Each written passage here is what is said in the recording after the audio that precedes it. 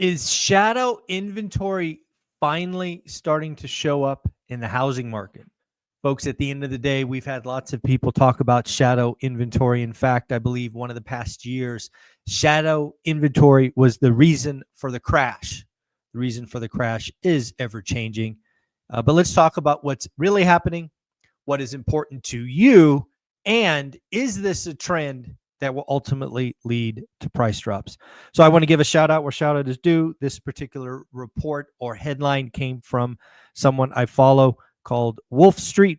Wolf Street, I would say, generally leans negative. Yes, I consume information on both sides as I look for blind spots. I look for early indications. And frankly, I learn messaging. So, again, what was this article talking about? Basically, what we are seeing in some parts of the country is active inventory build. Frankly, again, that is a good thing. I believe at the national level, we are up about 30, maybe 32% from a year ago. Again, not yet back to kind of pre-pandemic levels on a national level, but there are certainly some markets that are particularly vulnerable.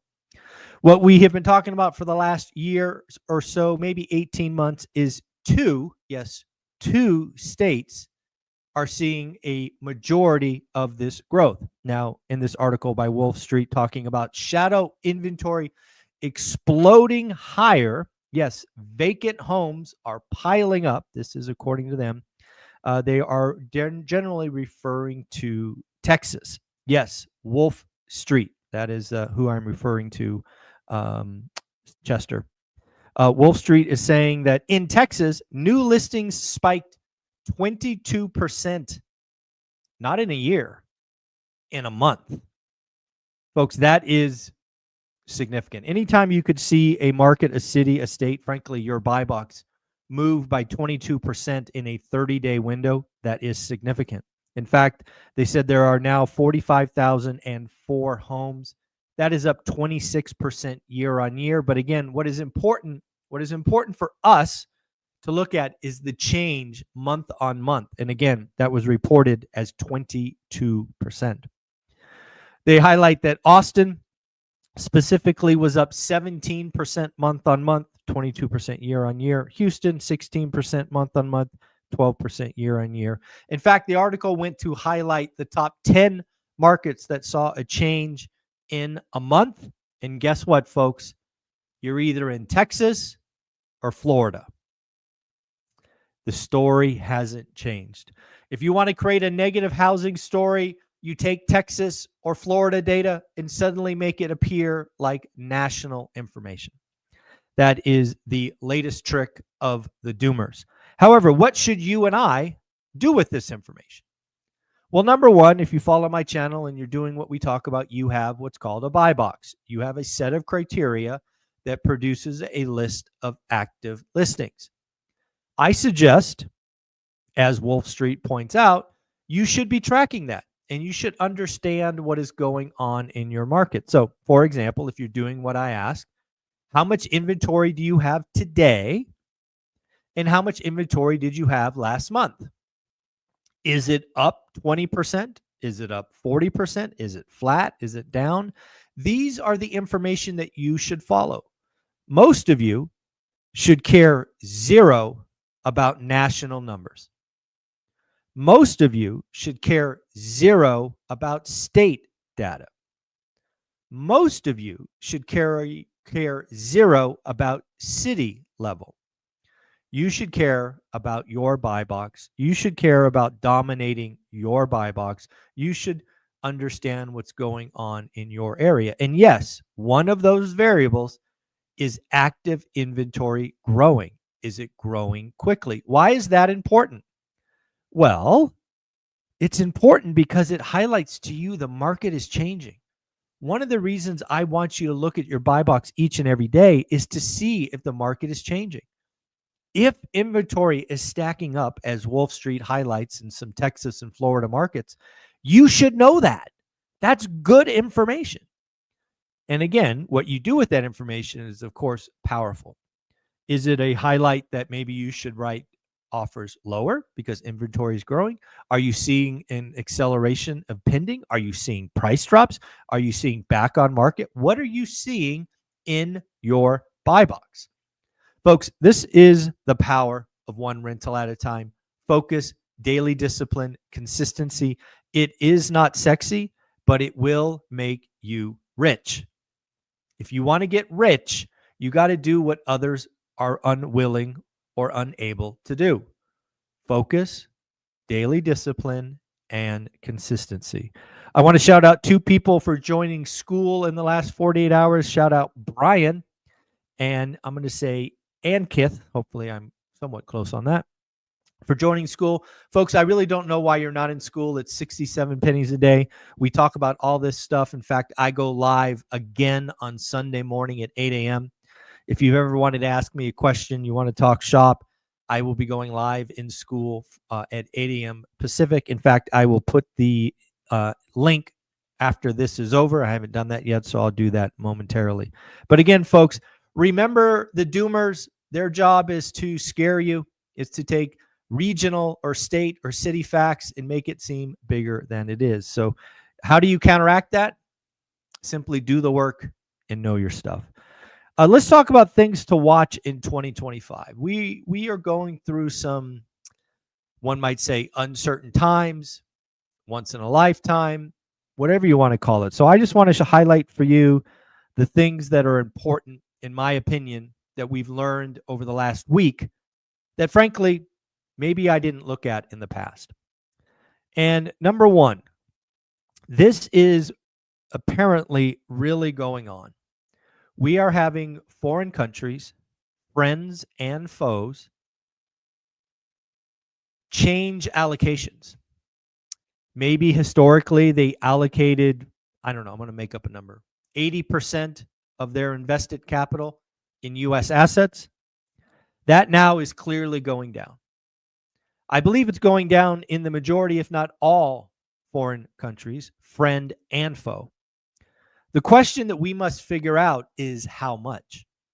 If the blended average, again, we'll just pick a number, is 70%, because, again, we are the biggest country, we're the most liquid, the rule of law, all the things that you and I have heard about for decades.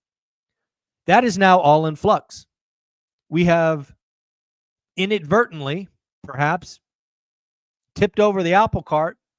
And now, instead of investing 70% blended average, it's going lower. The question is it 65, 60, 55, 50? It is going to be different. And that is going to be significant. It is going to hurt. As we talked about yesterday, that might impact the rates on 10 years. If there are less buyers, and there are more sellers, guess what happens to supply? It goes up. Guess what happens to price? It goes down. Guess what happens to rates? It goes up. Now, yesterday we talked about the potential for having the 10-year at 6%.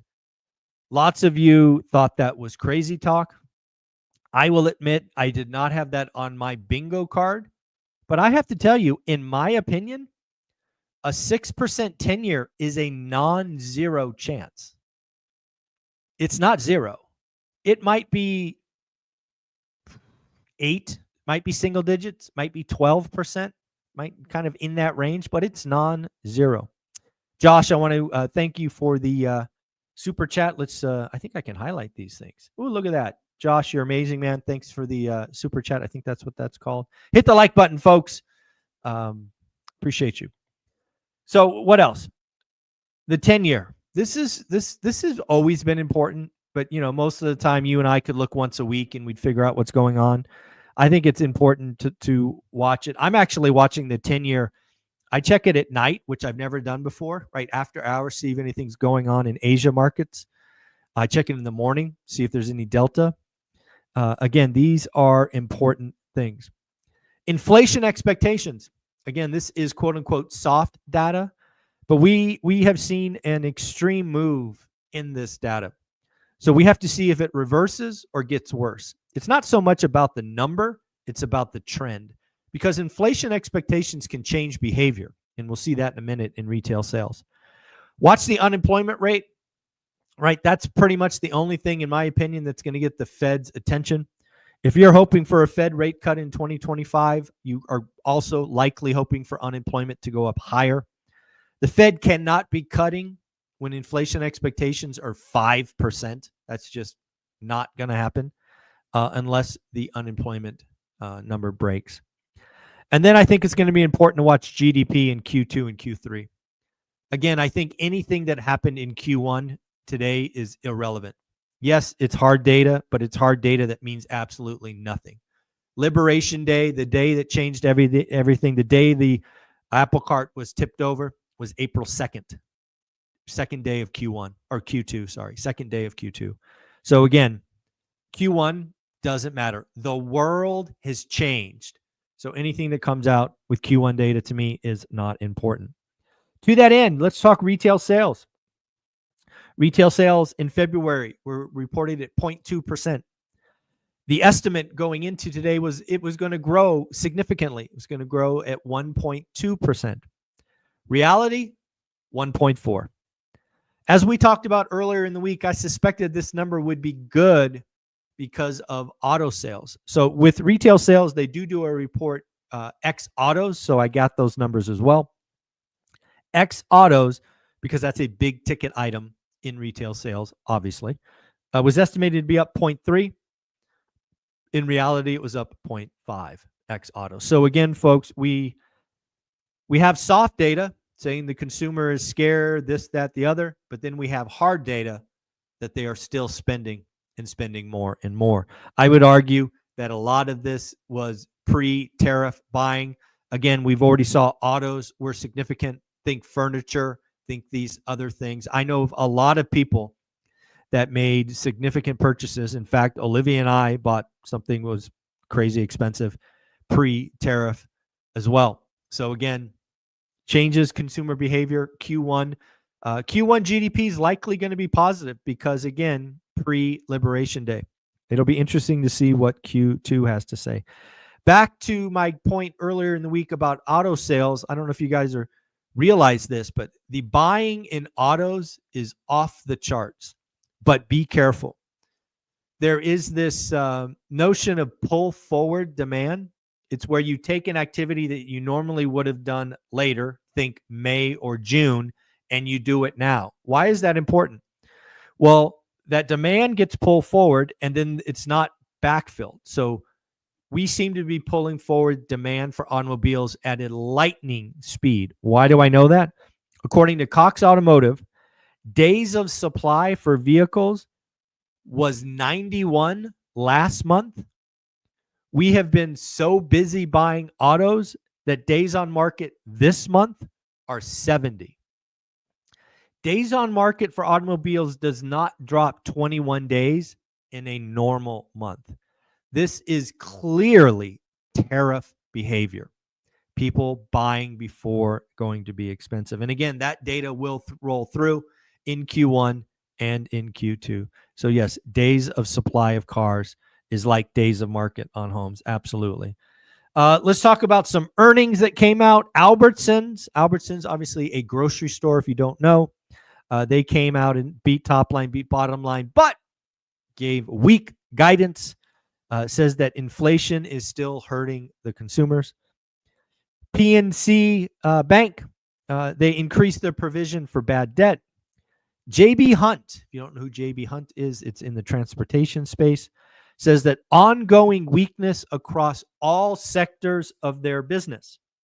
I can't imagine folks in the transportation business are going to have a very good Q2 if deliveries from China fall off a cliff.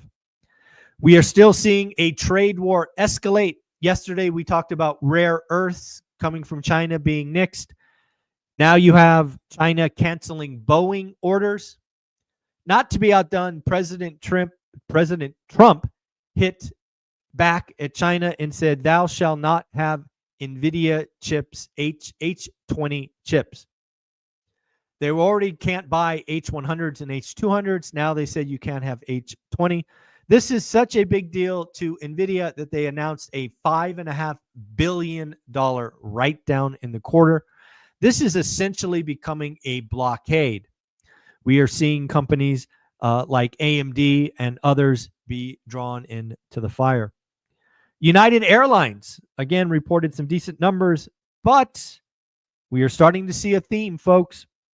They actually did something quite unique, but they basically are cutting flights because domestic demand is falling. Remember, folks, we talked about something that is likely coming is a lot of companies are going to pull guidance. You remember that? United did something pretty cool. They basically said, hey, here's one forecast if there's a recession, and hey, here's another forecast if there is no recession. I do not suspect most companies will do that. I suspect most companies will start to pull guidance. We start to get really meaty earnings starting next week. A lot of the earnings thus far have been very banking oriented, with a couple of United and Delta thrown in for good measure. What else do we got? Let's talk about. Oh, I got one. Yesterday was tax day. Some people that I talk to in my life are excited to get a tax refund. Michael, I got a $2,000 tax refund. I got a $2,800 tax refund, whatever it is. Great. If you're happy, I'm happy. But I do want to remind you of one sad fact. If you got a $3,000 tax refund, that means you gave a loan to the federal government of $3,000 at 0% interest. That's what that means, right? You paid more than you should have, and they're giving it back to you with 0 interest. So again, I'm not opposed to being excited. I'm not opposed to using that as some forced savings or something, but just remember what you are excited about. We did see a note. I don't know if it's going to mean anything, but apparently China is open to talks if Trump shows respect and names a point person. Okay. Jim Bianco is out talking about a lost decade. I think we are seeing more and more people talk about that. Again, with stagflation, more talk of the 70s. Folks, if you haven't gotten the free 54-year spreadsheet off my website, One Rental at a Time, I don't know what you're talking about. Go to onerentalatatime.com. There's a little button that says, I think it says 53-year spreadsheet. Put your email there. It will auto send you the file. You can go through 15, 20 different metrics across the 70s and see what happened in a lost decade. Last thing we'll talk about as we go through this is the Empire State Manufacturing Survey. Basically what's going on in the New York area around manufacturing. Again, last month was a horrible number at -20. It was expected to be a little bit less negative at -12. It came in at -8. So again, better than expected, but still contracting. So folks, again, remember, please join school. We've got people posting nearly every day about wins. We got people asking questions. We got masterminds. We got thousands and thousands of dollars in free education, all for 67 pennies a day. Go to school.com. That's with a K, SKOOL. Look up One Rental at a Time. And I look forward to seeing you there. And again, remember, you can try a month at a time, just $20. And I will be going live this Sunday at 8 a.m. I hope you have an amazing day. Like, subscribe, comment. Just be good people. Just have a good day. Later.